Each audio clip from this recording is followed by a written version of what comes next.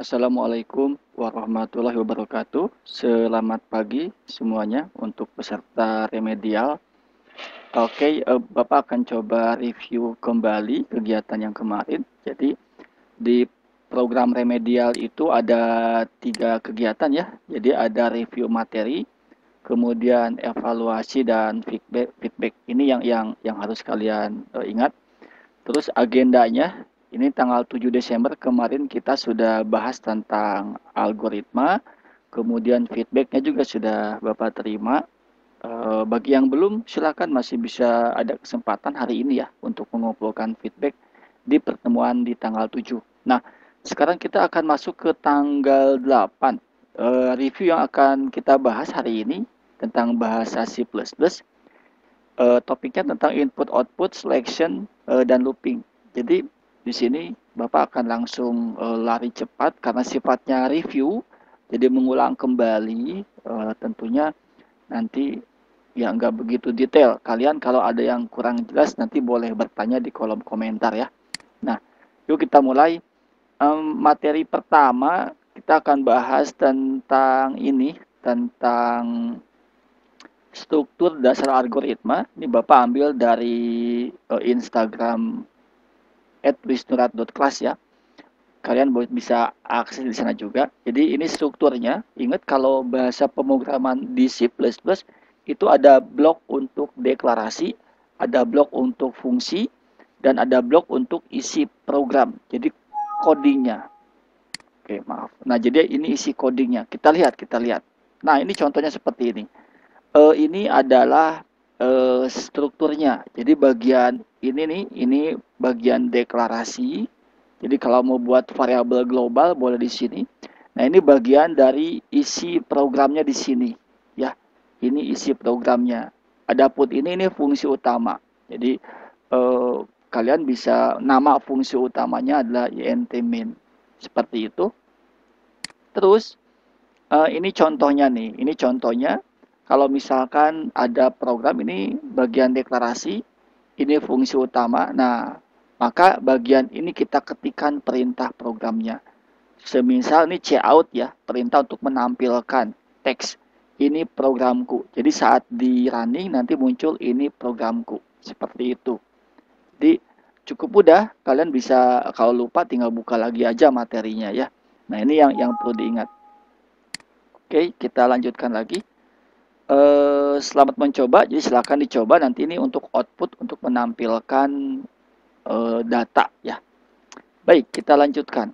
Nah, sekarang kita masuk ke input output. Nah, untuk bagian input output, input itu menggunakan perintah cin, kalau output itu cout. Jadi kayak tadi menampilkan di layar itu pakai cout, tapi kalau akan mengambil data yang nanti diketikkan oleh user itu pakainya cin.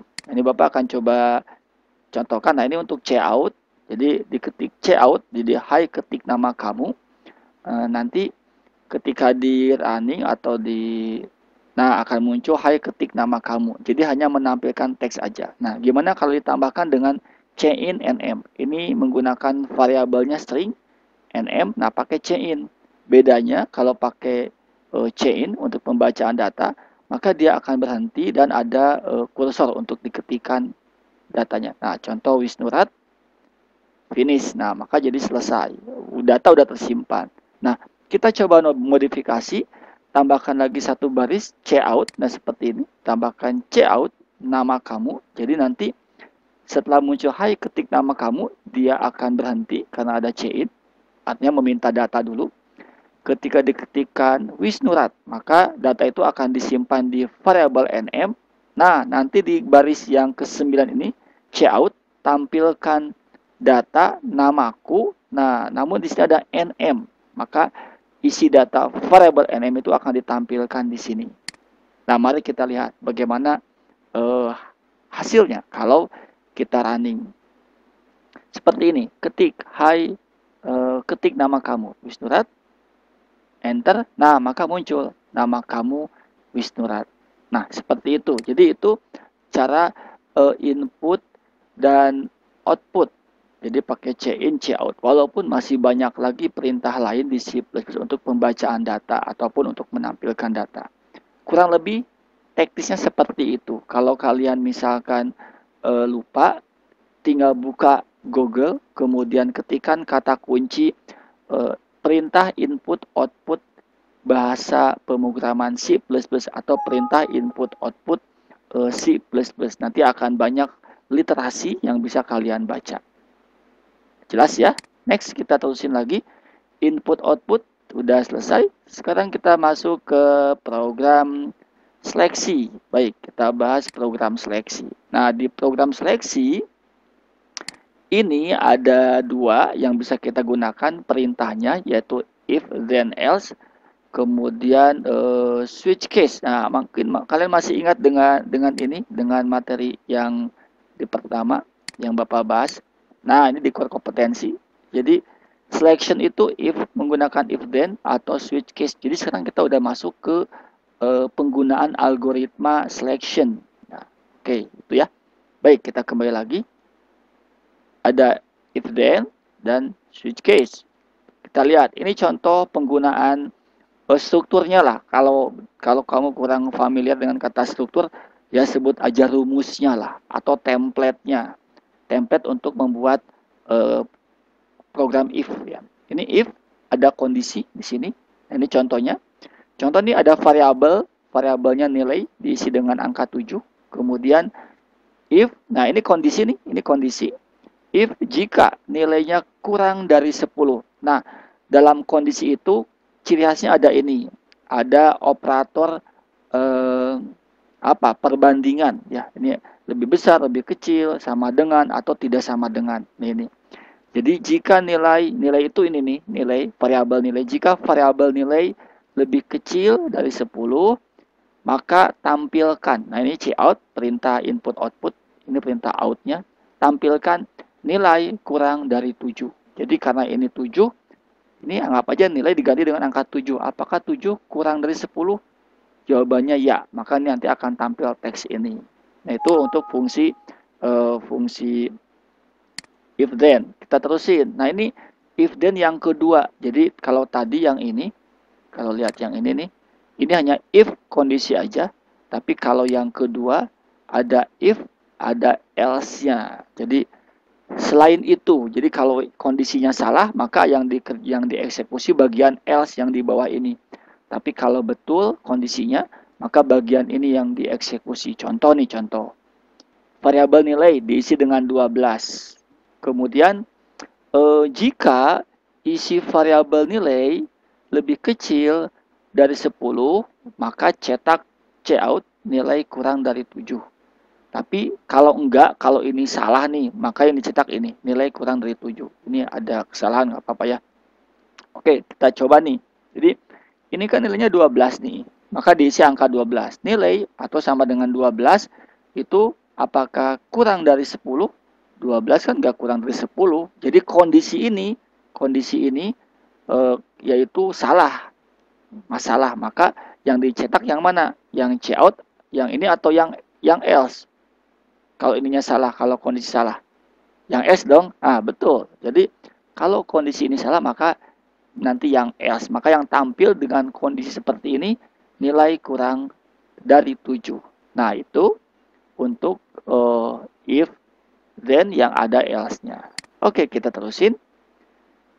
Switch case. Nah, ini lebih gampang lagi kalau switch case. Jadi switch case seperti ini template-nya. Jadi kondisi. Nah, nanti kondisi ini akan menyesuaikan dengan kondisi case-nya, nilai kondisi. Ini case yang kedua, kondisi kedua. Ini kalau selain dari kondisi yang ini, kondisi yang kedua, maka dia akan mengeksekusi yang default. Contoh nih, contoh gini contohnya. Nih, ini if yang pertama. Nah, lihat. Di sini, ini deklarasi ya. Ini sampingnya deklarasi. Nah, membuat variabel di sini pakai angka nama variabelnya. Kemudian di sini angka sama dengan 5. Jadi artinya variabel angka diisi dengan angka 5. Jadi di sini ada angka 5. Jika isi variabel angka kurang dari 7. Isinya kan 5 di sini. Betul nggak? 5 kan? 5 kurang dari 7. Betul nggak? Betul kan? Nah, kalau betul maka yang tampil kurang dari 7. Kita coba lihat. Apakah betul akan tampil teks kurang dari 7. Gitu ya.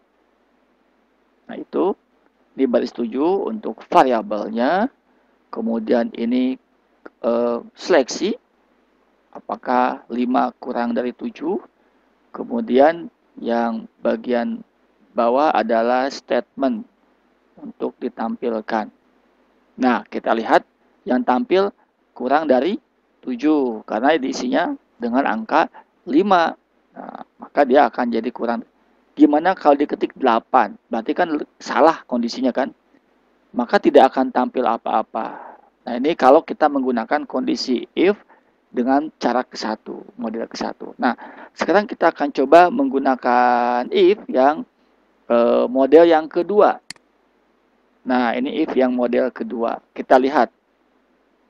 If yang model kedua ini ada else-nya. Jadi, ada pernyataan jika salah ya. Nah, seperti ini. Jadi, ada else-nya. Jadi, kalau kondisi ini salah, maka dia akan menampilkan lebih dari 7. Nah, ini kan masih 5 nih, kondisinya masih 5. Kalau 5 kondisi ini artinya benar, bahwa 5 kurang dari 7. Maka yang dicetak nanti bagian cout yang kurang dari 7. Seperti itu. Nah, kemudian yang bawah ini kalau kondisinya salah, yang ininya salah. Kita lihat bagaimana hasilnya. Maka tampil kurang dari 7. Nah, kita ganti dengan angka 8. 8 kan lebih besar, maka yang tampil lebih dari 7. Nah, itu if yang kedua. Jadi fungsi itu ya cuma menggunakan 2 itu aja. Nah, sekarang bagaimana kalau switch? Lihat, yang switch itu modelnya kayak gini nih. Perhatikan, ini ada kode. Ini variabel. Jadi kalau kode ini isinya kan diisi dengan L, maka akan dibaca. Sama nggak dengan yang mana case-nya sama? Kalau ini L, maka akan mengambil program yang ini. Tapi kalau isinya P, maka akan menggunakan case yang P ini, yang dieksekusi yang ini. Tapi kalau selain L dan P, maka yang diisi yang default. Nah, hanya yang perlu diketahui di sini, untuk switch case itu biasanya si variabel kondisinya tuh pakai char. Ya, pakai variabel char. Nah, ini untuk program mengseleksi kode L dan P. Kita lihat bagaimana hasilnya. Nah, ini muncul teks laki-laki. Kenapa? Karena diisi dengan L, jadi laki-laki. Kalau diisi dengan P, tentu nanti akan muncul yang kedua, yang ini, yang perempuan. Nah, itu untuk kondisi case ya. Jadi case. Dia akan, nah ini kita ganti. Gimana kalau diganti dengan P? Artinya P ini bukan. Nah, case-nya sama dengan P, maka yang dieksekusi yang ini. Yang bagian P saja. Maka muncul teks perempuan. Nah, lebih gampang kan kalau pakai case dibandingkan pakai if. Oke. Nanti kalian bisa coba dan bisa cek di @wisnurat.class. Baik, kita teruskan itu untuk seleksi. Bapak kira cukup mudah ya. Sekarang bagaimana dengan yang program looping? Looping itu pengulangan. Jadi programnya mengulang-ulang. Nah, seperti ini. Yang digunakannya for dan while. Nah, Bapak akan coba review lagi. Jadi kita sudah masuk ke looping. Kita menggunakan for dan while. Ini core kompetensi yang harus kita kuasai. Baik, kita lanjutkan. Bagaimana cara menggunakan for? Jadi for itu, ini strukturnya seperti ini. Jadi ada for, ini bagian kondisinya seperti ini, atau ya kondisinya, ini bagian increment, jadi pengulangannya atau rumus penambahannya. kita lihat nanti yang diulang itu yang di mana? Yang ada di antara kurawal buka, kurawal tutup di statement for. Ini yang akan diulang-ulang. Nih coba kita lihat di sini. Ini Bapak akan lewat aja karena udah dibahas ya. INT main akan dilewat aja, ini kan fungsi utama. Nah ini yang akan kita bahas nih. Ini INT bagian init ini adalah pendeklarasian variabel. Jadi ceritanya nanti akan menghitung atau mengcount dimulai dari angka 10. A-nya diisi dengan angka 10. Tipe datanya variabel. Ini seperti ini nih. Ini bagian init kayak gini. Kamu diingat-ingat aja deh. Nah, lalu kapan dia akan berhenti? Nah, maka butuh kondisi untuk mengendalikan. Jangan sampai dia ngulang-ngulang aja terus nggak berhenti. Maka dibutuhkan kondisi. Kapan berhenti? Berhentinya ketika kalau nilai A ini udah 20. Lalu gimana caranya A bisa nambah sampai 20? Maka dibutuhkan pernyataan increment atau penambahan. Gimana penambahannya? Yaitu A sama dengan A ditambah 1. Jadi nilai A pertama yang ini, yang 10 ini nih, ditambah 1 nanti hasil penambahannya disimpan di A lagi. Jadi kalau 10 tambah 1, 11. Tambah 1, 12. Tambah 1, 13. Dan seterusnya sampai mencapai nilai 19 dia akan berhenti. Atau pas 20 dia akan berhenti, nggak akan dieksekusi. Nah, maka yang diulang-ulangnya adalah bagian yang ini. Yang cout, cetak nilai A, A-nya berapa nih? Ini A-nya kan berubah-ubah. 11, 12, 13, 14. Ini berubah-ubah ya. N ini untuk pindah baris. Oke, itu Bapak kira cukup mudah.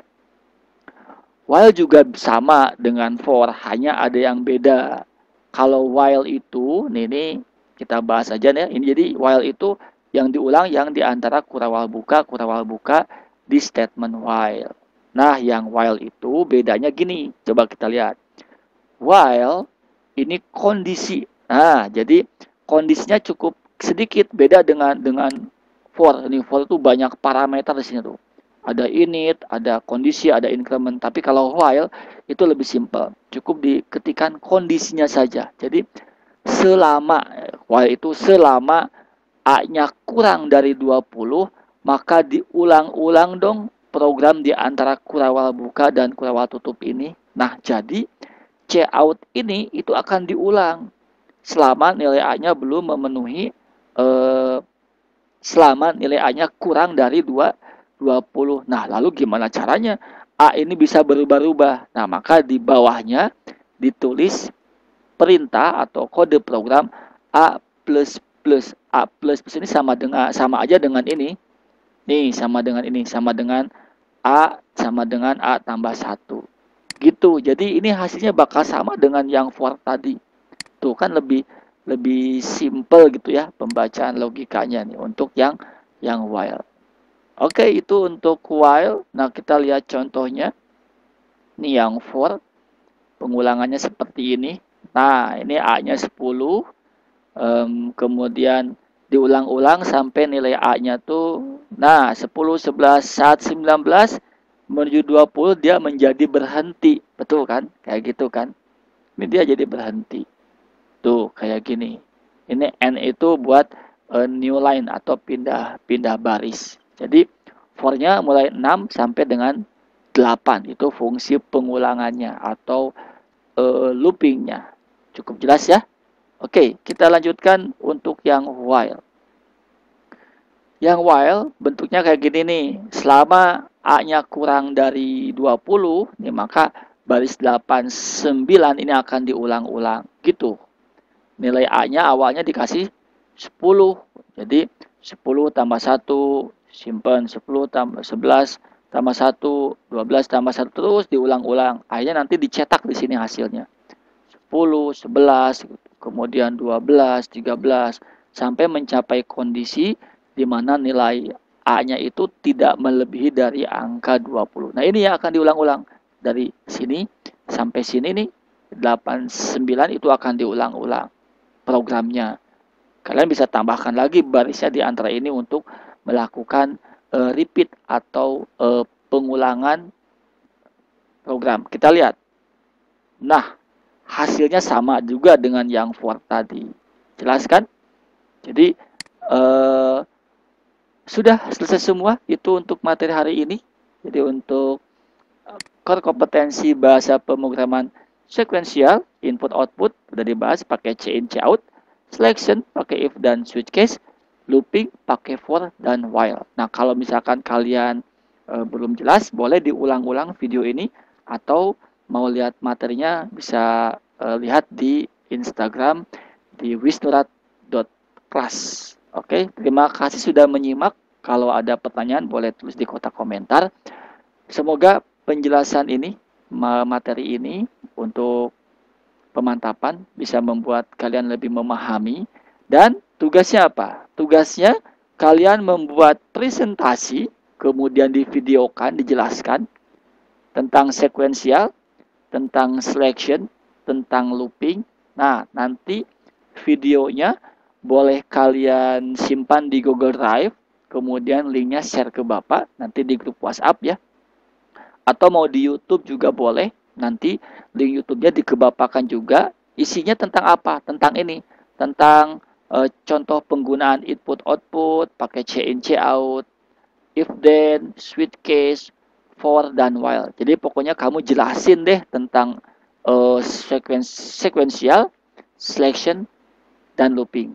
Jelas ya? Oke, sampai kapan? Sampai besok. Besok kalian kumpulkan tugas. Jadi ada 1 hari ya, 1 kali 24 jam. Terima kasih. Semangat terus, tetap jaga kesehatan. Wassalamualaikum warahmatullahi wabarakatuh.